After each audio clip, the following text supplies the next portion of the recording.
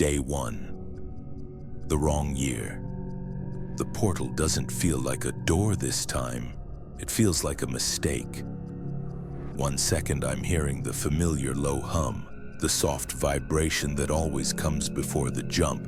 Then the world tilts and I'm falling through a cold, buzzing darkness that smells like burnt metal. I hit the ground hard, concrete. My palms sting, my knees ache. When I look up, I'm in the middle of a street surrounded by silent buildings. The sky is bruised gray, heavy with smoke. A single traffic light blinks yellow over and over as if it's stuck in a loop, begging someone to move. No cars, no people, no life, just wind pushing trash across the road. I stand slowly, heart already beating too fast. Something about the air feels used, like it's been breathed too many times. Then I hear it, a sound that turns my stomach. A soft dragging, like a shoe scraping pavement. I turn. At the end of the street, a figure sways in place. Its head is tilted at a wrong angle, as if the neck forgot how to hold it up. I take a step back. The figure takes a step forward, and then it lifts its face. Skin pale, eyes unfocused, mouth open like it's trying to remember how to speak. It makes a sound, half-grown, half-hungry sigh. My blood goes cold. "No," I whisper, "no, no, no." I've seen movies, I've heard stories, but this is not a story, this is real. The figure stumbles faster, and from inside a nearby building, another sound answers it, then another, like echoes, like a chorus waking up. I run, not because I have a plan, because my body knows the rules before my brain does. If you stay still, you die. Day 1. Shelter. I sprint into a small convenience store with shattered windows and slam the door behind me. It doesn't lock, so I shove a metal shelf against it, breathing hard, listening. Outside, footsteps drag closer, hands scrape the glass. I crouch behind the counter and force myself to stay quiet. My heart is so loud I swear it's broadcasting my location. The groans linger at the door.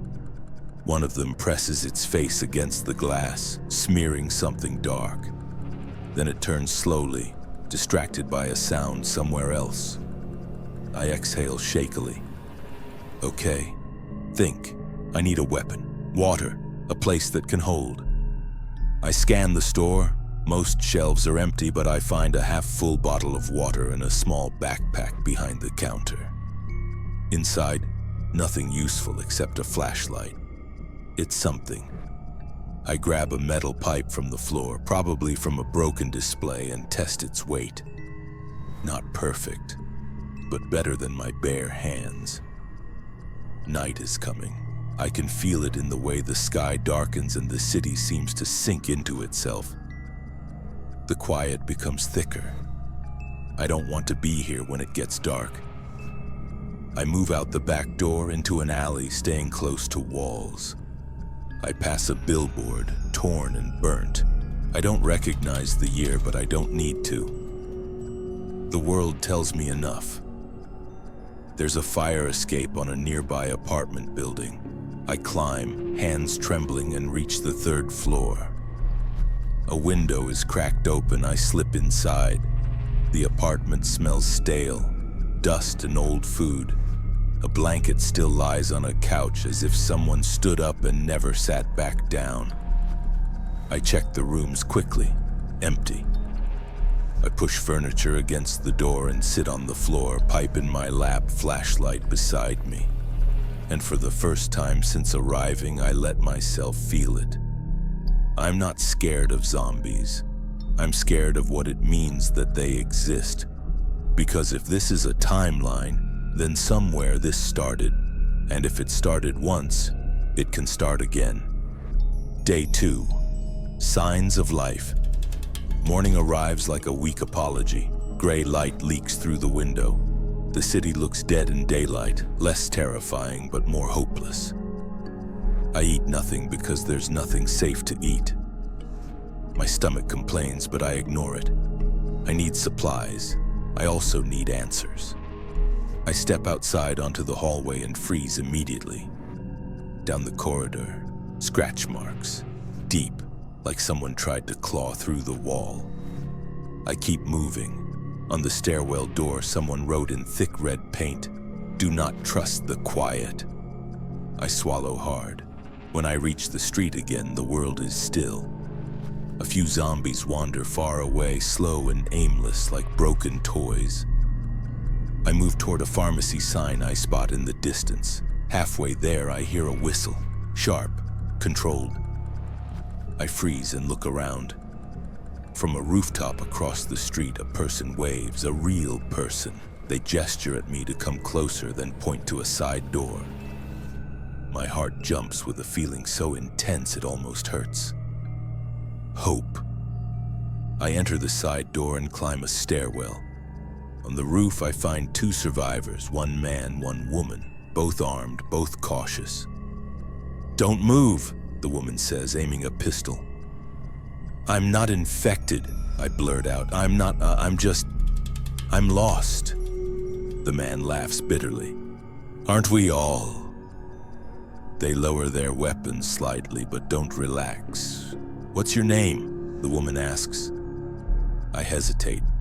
Names feel dangerous here. "Call me whatever," I say. "I just need to survive." She studies me, then nods once. "I'm Maya, that's Ethan. We don't take strangers." "I don't have anywhere else," I admit, voice cracking more than I want. For a moment, Maya's expression softens. "Okay," she says. One day. It feels like a gift." Day 2. The run. They bring me into an office building that's been turned into a safe house. Windows boarded, stairwells blocked. One floor kept as living space. "Rules," Ethan says. "No noise, no lights at night. Never open a door without checking." I nod like a student. Maya gives me a bottle of water and half an energy bar. I eat it too fast and instantly regret it, but the taste of something normal almost makes me cry. We don't talk much. Talking wastes breath, and breath is loud. Later, they decide we need to raid the pharmacy. "We're low on antibiotics," Maya says, "and you're going to earn your stay." I want to argue, but I can't. They saved me. I owe them. We move through streets in short bursts, sticking to cover. Maya signals with her hand, calm and controlled. Ethan watches rooftops. When we reach the pharmacy, the front is blocked, but the back door hangs loose. Ethan pries it open. Inside, the air smells like chemicals and rot. We work fast, grabbing whatever we can. Bandages, painkillers, antiseptic. Then a bottle falls. The sound is tiny, but in this world, tiny is loud. A groan answers from outside, then another. Maya's eyes widen. "Move," she whispers. We run down the aisle toward the back door, but the first zombie appears. Fast enough to make my stomach drop. It lunges. I swing the pipe instinctively and hit it in the side of the head. It stumbles but doesn't fall. It turns toward me again, reaching. I swing harder. This time it collapses. My hands shake. I didn't want to do that, but the door is filling with shadows now. More are coming. Ethan fires 2 suppressed shots, small pops, and the zombies drop, but the noise pulls more. Maya grabs my sleeve. "Out!" We sprint into the alley. The city erupts with distant groans like we rang a bell. We run, hearts pounding, breath tearing our throats. Zombies spill into the street behind us, stumbling faster, drawn to us like magnets. At the corner, Ethan trips. He hits the pavement hard. Maya spins back instantly. "Ethan!" He scrambles up, but 2 zombies are too close. One grabs his arm. Maya fires. The zombie drops. Ethan tears free and we keep running. We make it back to the safe house, slam the door, barricade it. For a minute, nobody speaks. Then Ethan looks at me, breathing hard. "Welcome," he says. "Now you're one of us." I don't know why that scares me more than the chase did. Day 3, the radio. On day 3, Maya shows me a small radio. "Only gets static most days," she says, "but sometimes." She turns it on. At first it's just noise. Then a voice breaks through. "If anyone is alive, repeat. Safe corridor, North Bridge, sundown." Ethan grabs the radio, eyes wide. "A corridor," he whispers. "A way out." Maya doesn't look hopeful. She looks tired. "Or a trap," she says. But the idea spreads through the room like warmth. If there's a corridor, maybe there's a community. Maybe there's a place where life isn't just survival. Maya sees my expression and sighs. "You want to go," she says. I nod. I don't tell her the truth, that I'm not from here, that I'm looking for the portal, that my real way out isn't a bridge. Because how do you explain time travel to someone fighting zombies? That night I can't sleep. The building creaks. The wind taps the boarded windows. Somewhere outside, a zombie groans, a lonely sound that makes my skin crawl. I stare at the ceiling and think about my world, the normal one. I think about the stupid things I complained about, and I feel guilty, because I would give anything to hear traffic again. Day 4. The bridge. We leave before dawn. The city is colder in the morning, the streets empty and eerie. We move quietly, avoiding open spaces. When we reach the North Bridge, we stop. It spans a river clogged with abandoned cars. Mist rises from the water, thick and ghostly. On the far end of the bridge, movement, people. A small group stands behind a barricade, rifles ready. Maya raises her hands. "We heard the radio," she calls out. A man steps forward, eyes narrow. "Step into the light," he orders. We do. For a moment, I feel relief. We found someone, but then the man's gaze locks onto me. His eyes sharpen. "You're not from here," he says slowly. My stomach drops. Maya turns toward me, confused. "What do you mean?" she asks him. The man points at my clothing, my pack, the way I stand. "You're too clean," he says, "too new." I open my mouth, and then the ground vibrates slightly. A low, distant roar of groans rises from beneath the bridge, like the river itself is infected. The man's face changes instantly. "They followed you," he snaps. I didn't even notice the zombies gathering behind us until it's too late. They pour out from between cars, climbing over rails, flooding the bridge like a wave. Maya curses, Ethan fires, the group on the far side starts shooting. Everything becomes noise, gunshots, screams, groans. I run, pulling Maya's arm. We sprint toward the barricade, but the zombies are everywhere now. Bodies slamming against cars, hands grabbing, teeth snapping. Ethan gets separated. "Ethan!" Maya screams. I see him on the left side of the bridge, cornered between two cars. He fires until his gun clicks empty.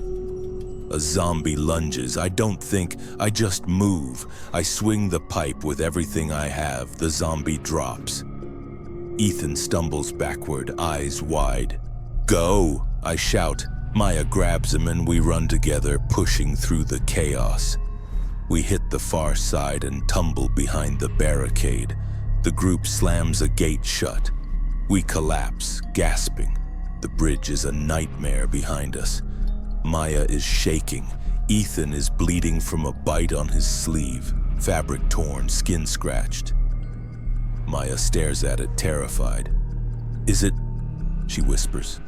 Ethan shakes his head quickly. "And just a scratch," he says, just a scratch. But Maya doesn't look convinced. Neither am I. Day 5, the portal. That night the air changes. I feel it before I see it. A low hum, a subtle vibration. like reality is about to split. My heart jumps. The portal. It's here.